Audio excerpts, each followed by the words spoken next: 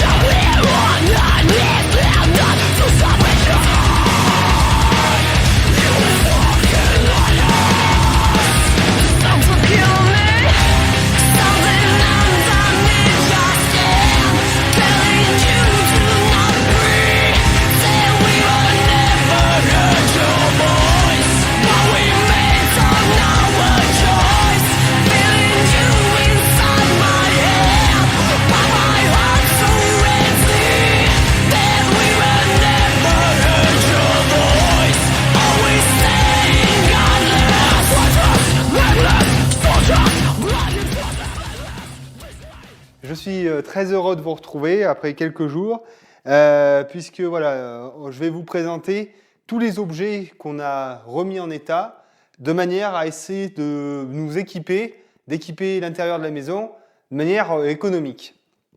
Alors, plus ou moins économique, et je vais en venir à ça justement, puisque l'objet de la vidéo, c'est aussi de savoir si la récupération, enfin l'occasion tout du moins, ça vaut vraiment toujours le coup.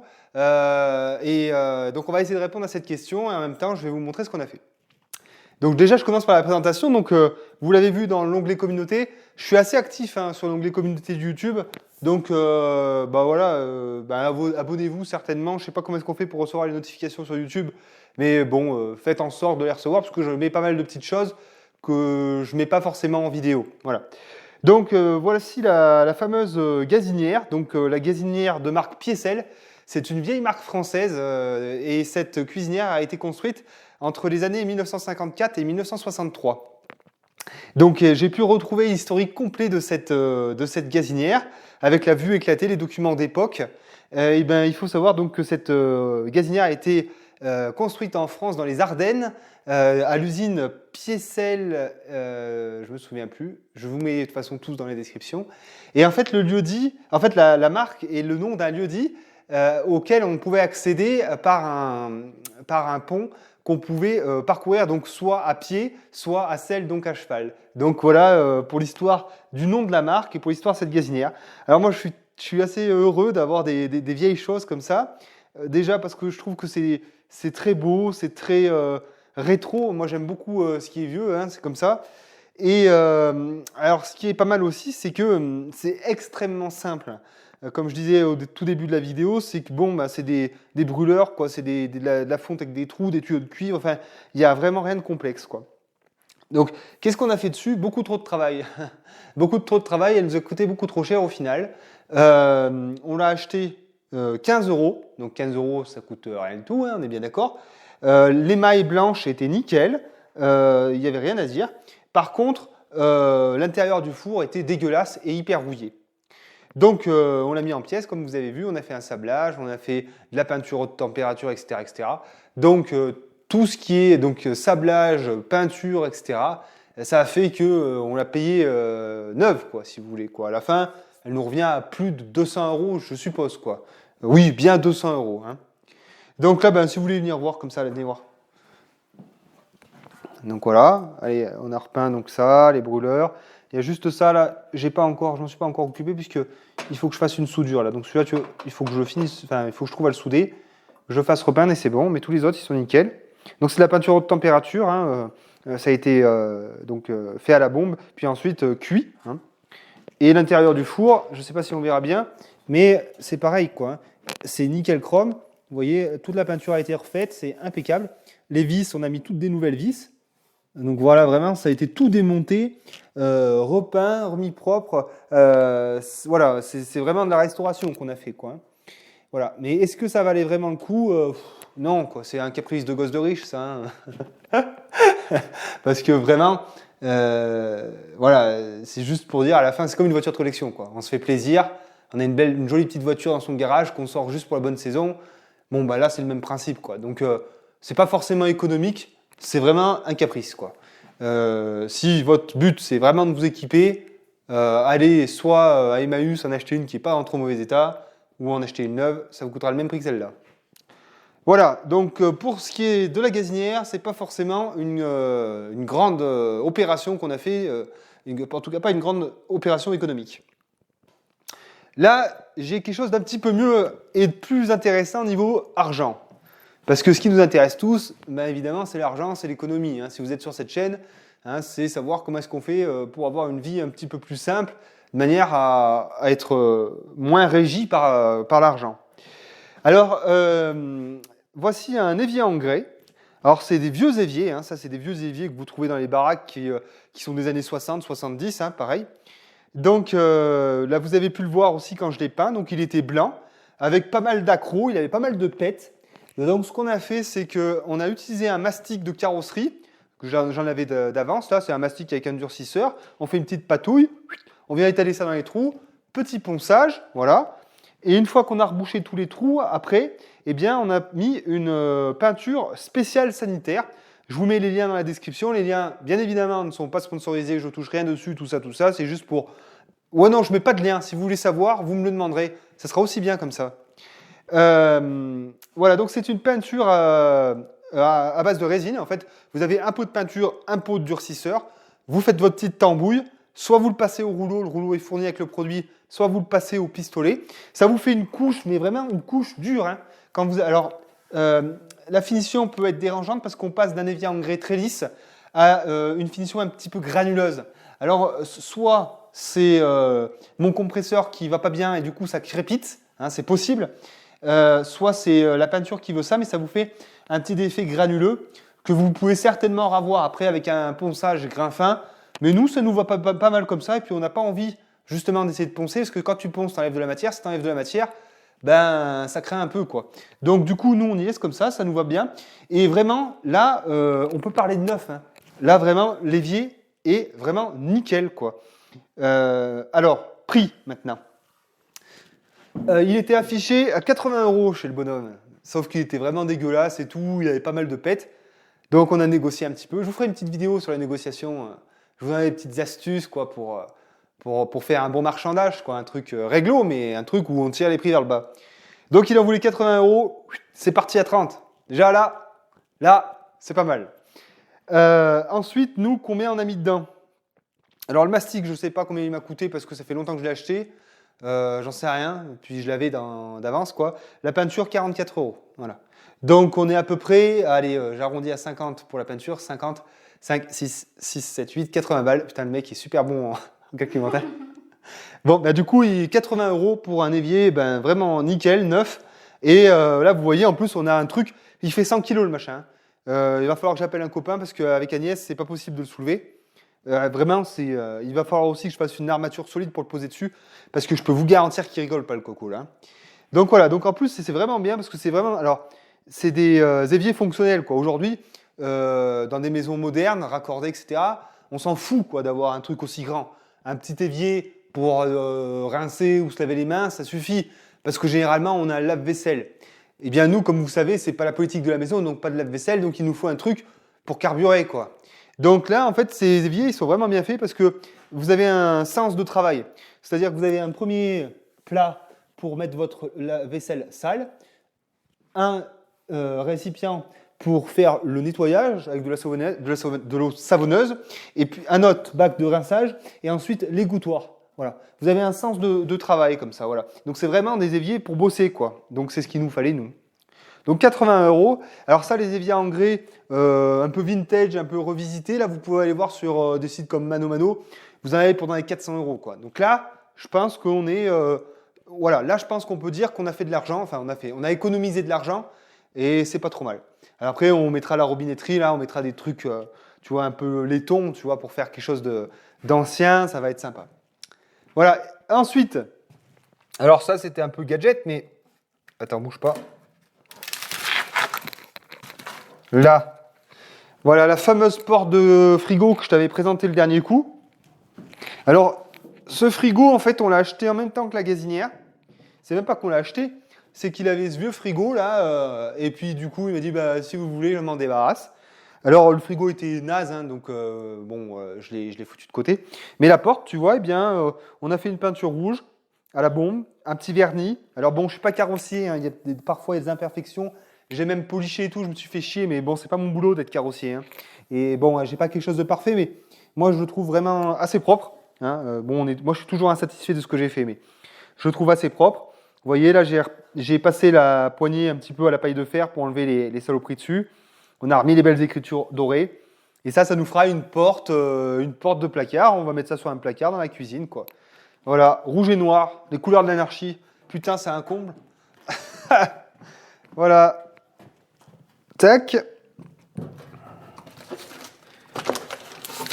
Hop.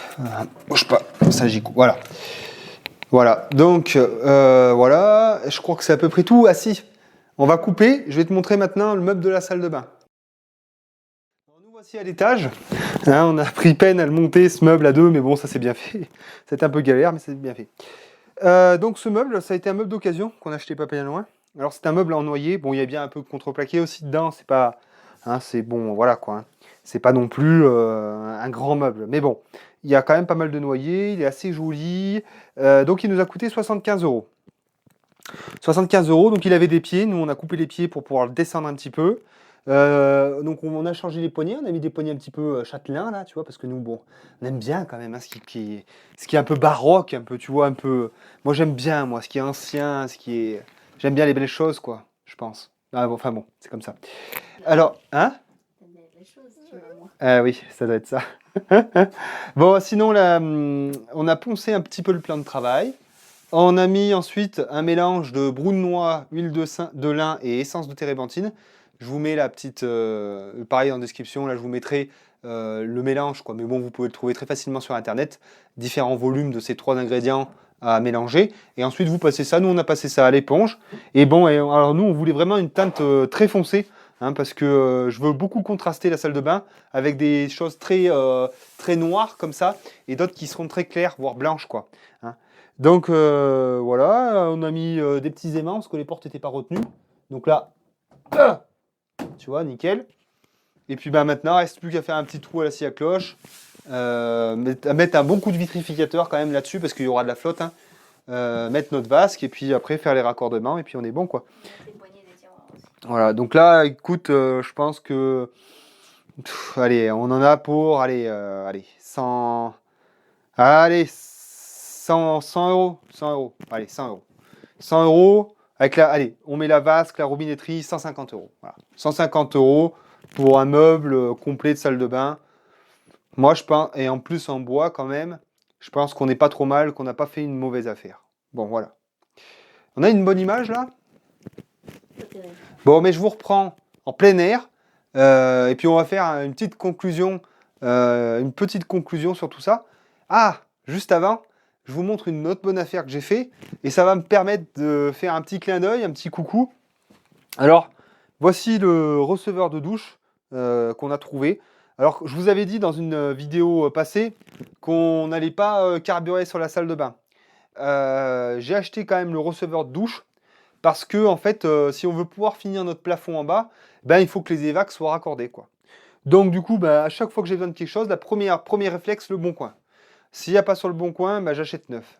Là, j'ai eu la chance, il était dans la région, mais dans la région, pas près de chez moi, quoi. Alors, j'ai trouvé un petit arrangement pour pouvoir l'acheter. Il était à Montluçon.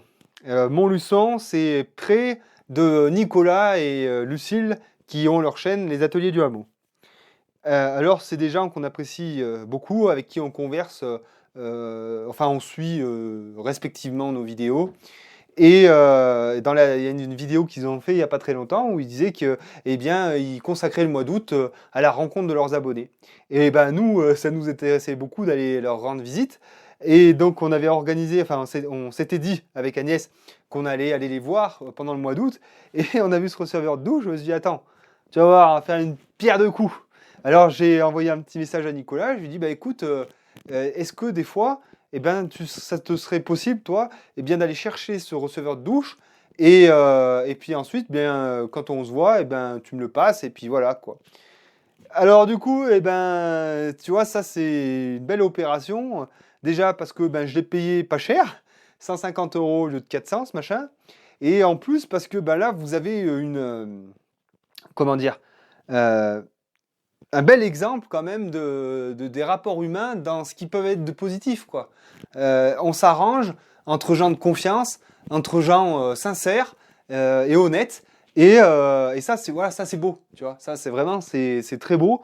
Moi, ça me plaît ce genre de truc, tu vois. Ça donne un peu foi en l'humanité. Moi, qui suis assez critique vis-à-vis du genre humain et très méfiant, et ben ce genre de choses, ben, tu vois, ça me fait du bien, quoi. Donc voilà, on s'est arrangé comme ça et puis on a passé un bon moment avec eux. Et ça nous a bien plu. Et puis bon, ça a permis que je réceptionne ce receveur qui était assez loin de chez moi au final.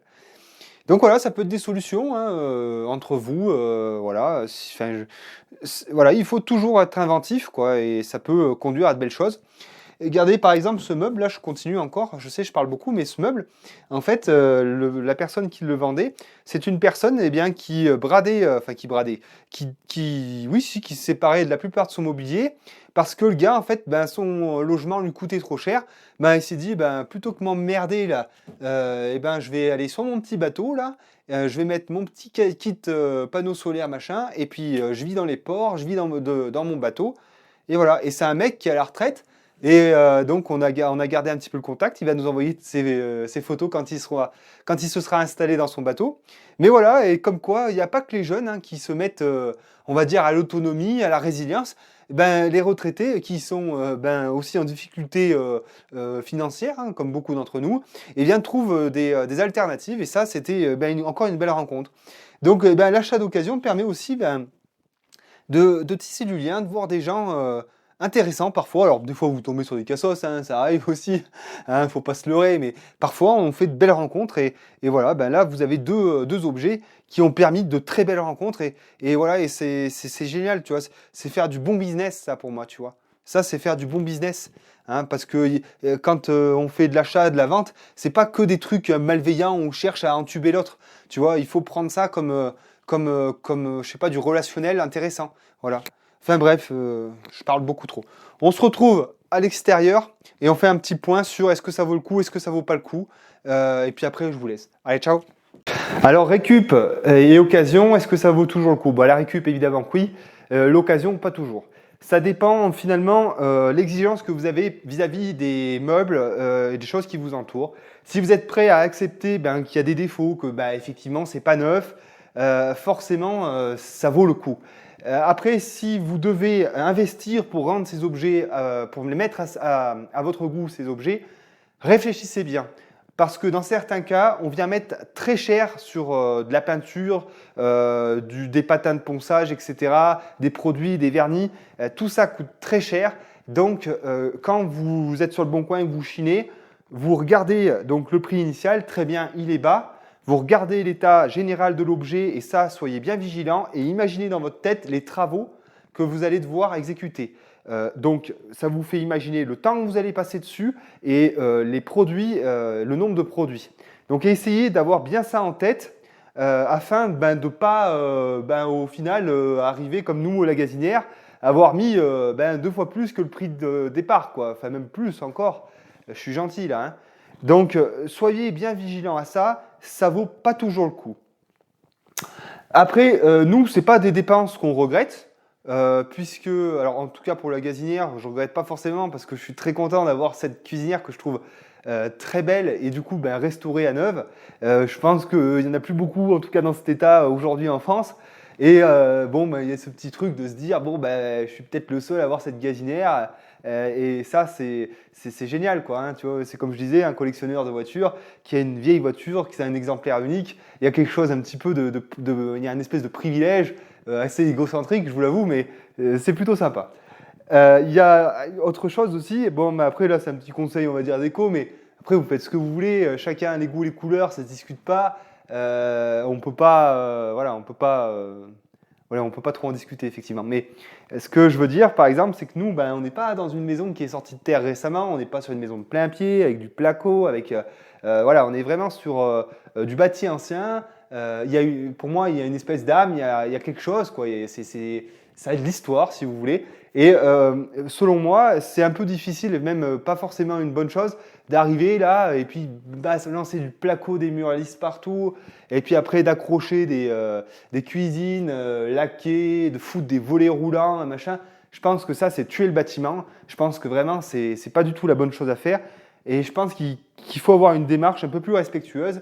Et ça va justement en essayant de respecter donc, le bâtiment en utilisant des matériaux, on va dire, sains, et comme de la chaux, du sable, des choses comme ça, un petit peu. Voilà. Mais aussi, après, en termes de mobilier, de rester dans cette idée, d'avoir quelque chose de chaleureux. Hein, ça serait difficile, je pense, d'incruster là une cuisine laquée noire et puis de mettre des coussins vinyles ou j'en sais rien. Enfin bon, il y a un moment, voilà quoi. Bon, voilà. Et nous, ça nous fera, je pense, une déco assez vintage, ce qui était voulu. On vous montrera ça au fur et à mesure que les choses se montreront. Puis là, je vous fais un petit spoiler. On est en train de faire l'assise de la cuisinière à bois. Donc on l'a fait en briques là. Et il nous en manque 2. Là. On avait mal calculé. Enfin bref, on vous montrera ça dans un prochain épisode. J'espère que ça vous aura plu. J'espère que vous n'aurez pas décroché trop de la vidéo parce que je sais que je parle énormément. Je vous invite à mettre des pouces bleus, à vous abonner, tout ça. Je le dis pas souvent parce que c'est pas. Moi, je suis arrivé aux 1000 abonnés, c'est bon, j'ai atteint mon objectif. Maintenant, je m'en branle. Moi, le chiffre, je m'en fous. Mais c'est toujours intéressant d'échanger avec vous, d'avoir votre ressenti, d'exprimer mon ressenti aussi. Et puis voilà, de vous encourager aussi parce que c'est le but de cette chaîne. Le but de cette chaîne, je répète sans cesse, c'est de vous donner le courage, le goût d'y aller, quoi, et de faire des choses que vous n'avez jamais faites. C'est surtout ça. Hein. Je continue de m'étaler, mais c'est pas grave. Je veux transmettre à travers mes vidéos la force et le courage de faire les choses. Je veux que vous osiez, quoi. Quand vous me voyez faire de la mécanique, alors j'ai jamais sorti un boulot de ma vie, moi je veux que ça vous donne le courage et la niaque, quoi, d'y aller, et de se dire putain, mais si lui il arrive, moi je vais le faire. Et si lui il est capable de faire ça, moi je vais faire aussi. Je veux vraiment que vous ayez dans cet esprit là, l'esprit un peu de même limite de compétition, quoi. Essayez de me mettre la race, quoi. Il faut moi je pense que tu vois la concurrence, la compétition, parfois ça peut être une bonne chose. Et allez-y, quoi. Ayez goût, ayez de la force, ayez du courage. Je vous dis à la prochaine. Ciao.